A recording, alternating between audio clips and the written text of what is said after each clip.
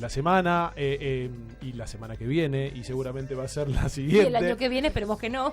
Pues sí, seguramente va a ser así. Fue el tema del dólar. Uno ya ahora se lo toma un poco en risa porque el tema es muy serio. Tuvimos una semana prácticamente frenética, sobre todo lo que fue miércoles, jueves y viernes, sobre todo el jueves, ¿sí? En donde el dólar superó la barrera de los 40, llegó a estar 41,10. En algunas casas de cambio acá en San Juan llegó a estar arriba de los 42 pesos. Si vos estuviste, claro. 42,50 ayer cotizaba en una casa de cambio. 37 para la compra, Sí. 42,50 para la venta. Hablamos de 5 pesos con 50 de diferencia. Por ejemplo, en otra de las casas de cambio estaba 38 para la compra, 41 para la venta. En los bancos 39 pesos, Sí. era el promedio. La verdad que se da una situación muy compleja, sobre todo porque era impensado que a esta altura del año el dólar llegara o rozara los 40 pesos, superara en algunos casos. Sí. Y además con una economía que está prevista para un dólar de 30 pesos. Bueno, a ver, y a todo esto, Duhovne viaja a Washington. El lunes próximo va a haber algunos anuncios por parte del gobierno nacional. Y ahora la calma, el fin de semana. Por suerte, no se mueve el mercado. Vamos a hablar con Lucila Belín, que es economista, pero igual ya tendría que ser una panelista más de Hola San Juan, porque hay Desde que la casa. decirlo. Lucila, ¿cómo estás? Buen día, gracias por acompañarnos después de una semana terrible. Gracias. No, por favor. Sí. A ver, Lucila. Complicada la voz. Sí, estaba complicado porque seguramente te deben haber preguntado en todo momento. Consulta permanente. Exacto. A ver, para hacerlo fácil, sencillo para aquel que nos está escuchando, para aquel que nos está viendo, para mí también, que no entiendo absolutamente nada. A ver, ¿por qué sube el dólar? ¿Quién es el que, por ejemplo, yo pongo la tele y veo, no sé, la pizarra de una casa de cambio, de un banco, está 37 pesos y a la media hora está 38? ¿Por qué pasa esto? Mira, Fácil, el dólar. te pido, por favor. Sí, vamos dentro a de lo tratar. posible, vamos a ¿no? tratar. El dólar es una mercancía más de cualquier economía, ¿no? O al menos de la nuestra. Sí. ¿Qué quiere decir eso? Que en el modelo como está planteado hoy se mueve por oferta y demanda. Sube la demanda, sube el precio, baja la demanda, baja el precio. Sube la oferta, baja el precio, falta oferta, sube el precio. O sea, se mueve como cualquier bien de la economía, ¿sí? Bien. ¿Qué quiero decir con esto? Que si sube el precio es o bien porque aumentó la demanda o porque hay pocos dólares en la economía. Claro. Estamos en el mercado negociándose. Lo contrario pasa cuando baja.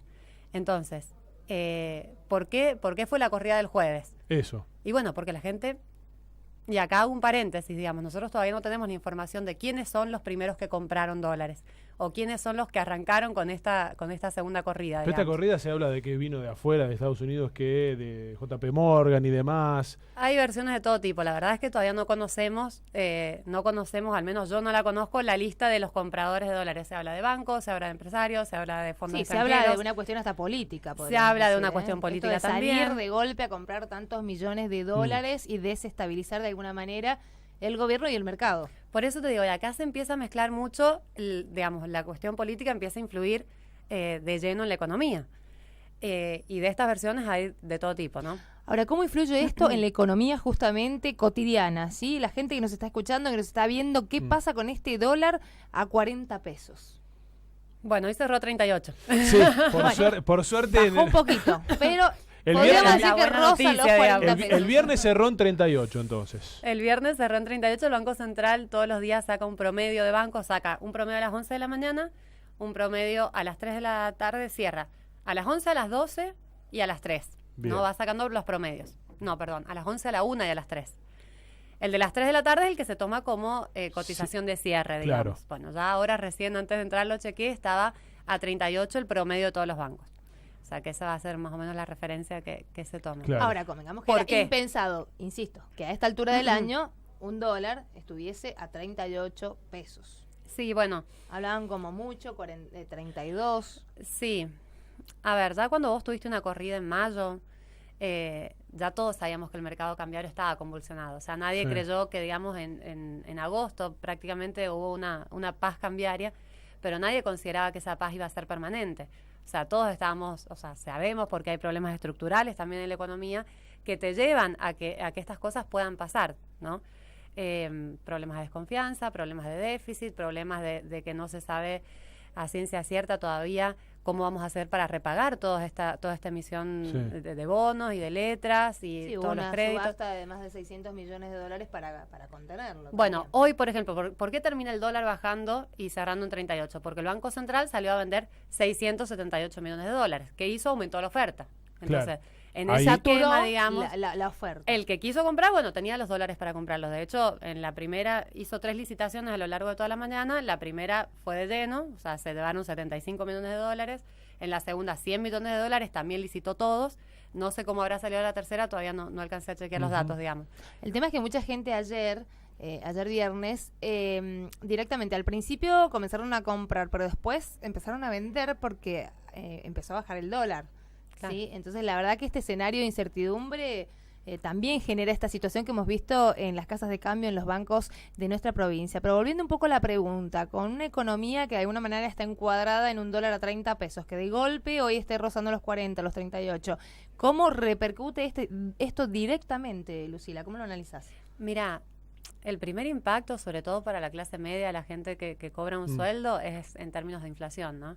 O sea, vos tenés una inflación que con una proyección que iba a ser del 17%, 18%, que es en lo que cerraron más o menos las paritarias, digamos.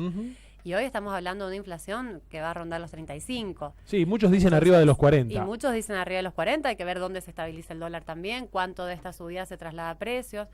Pero además, o sea, además de solamente el tema dólar por la cotización misma, vos tenés un montón de precios de la economía atados al dólar.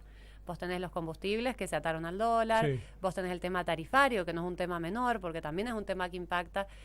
Y ahí también hay mucho para hablar, porque en realidad las tarifas se empezaron a liberar para contener el déficit fiscal. Pero en realidad, al haberlas atado al dólar, en cierta manera, cuando te sube mucho el dólar, deja de tener el impacto que se pensaba que iba a tener al principio en el déficit fiscal, justamente. Entonces entras en un escenario complicado, digamos. El que más lo sufre, sin duda, es el que tiene el salario. Pero yo te iba a preguntar, Lucila, el asalariado, el empleado público que firmó, él no, digamos, los gremios firmaron en las paritarias la cláusula gatillo, o sea, se va superando. Es peor, porque la mayoría ¿Es peor? no firmó cláusula gatillo ni siquiera. Bueno, acá en San Juan sí. Sí, Bueno, acá en San Juan, pero y hablando a de hecho nivel también se acordó nacional, un digamos.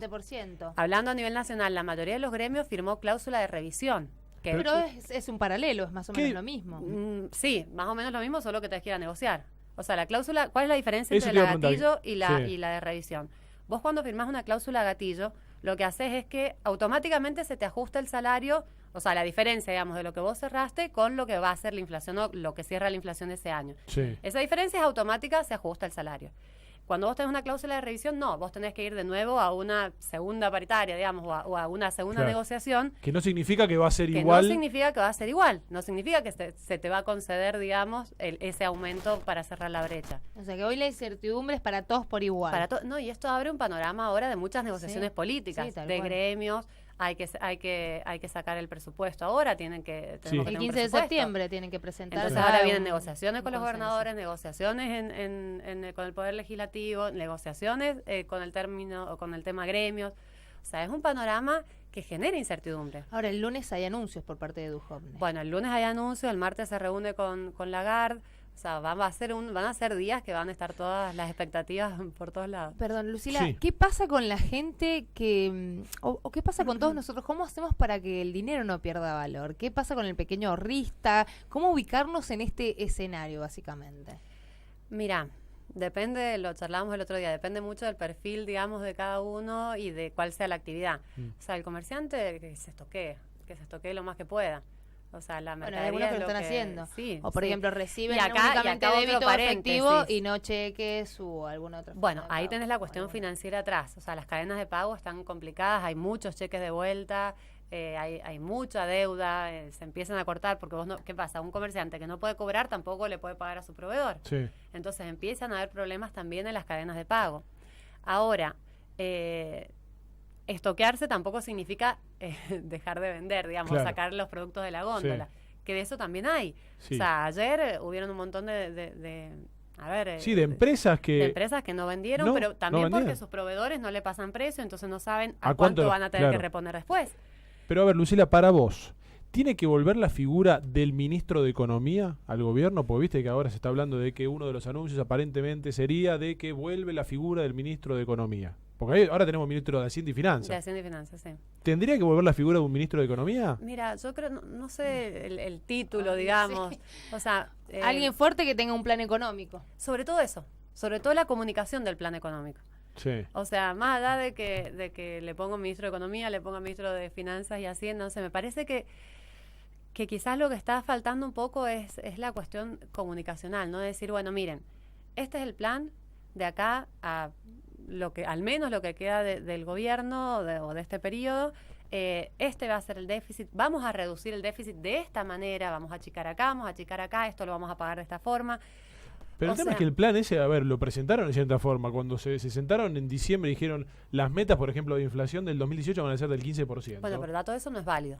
No, claramente que no es O válido. sea, todo eso ya perdió Estamos hablando de valor. una meta del 15% bueno, y llegamos y al ahora un 40%. presupuesto Y para es- el próximo año con un 17% de inflación. Bueno, y todo esto es lo que empieza a degradar el tema de la confianza. Entonces vos tenías, Claro. por De ejemplo... cómo te ven afuera para inversiones, por ejemplo. Sí, y los de adentro también. O sea, la fuga de capitales que hemos tenido ha sido impresionante. ¿Por qué? Porque la gente...